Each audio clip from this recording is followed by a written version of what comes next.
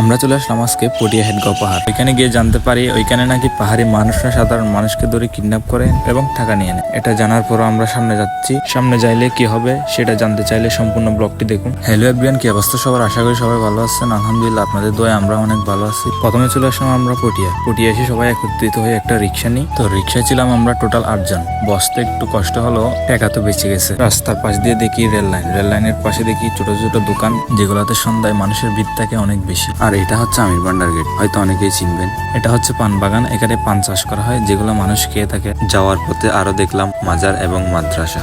কাছাকাছি এসে দেখি এখানকার ভিউ অনেক সুন্দর। সামনের গরুগুলা বলতেছে আমাদের হাই, আমরা বলতেছি আমাদের একটু জায়গা দাও, আমরা চলে যাই। আর এখানকার ভিউটা দেখেন, জাস্ট ওয়াও।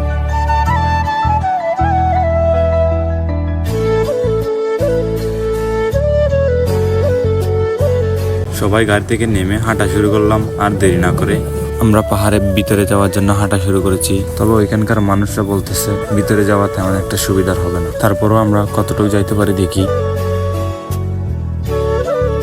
হাঁটতে হাঁটতে সবাই অনেক ভিতরে চলে আসলাম। সবাই একটু একটু ভয় পাইতেছে। আর এই দিক থেকে আবার আসার সময় অন্ধকার হয়ে যাবে, তাই সবাই সিদ্ধান্ত নিয়েছি না যাওয়াই ভালো, চলে আসতেছি।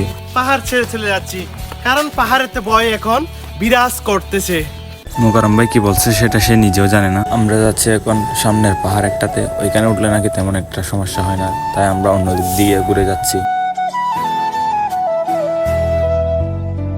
পাহাড়ে ওঠার পর পাহাড়ের উপর থেকে তেমন একটা ভিউ দেখা যায় না, কারণ এখানে গাছ অনেক বেশি।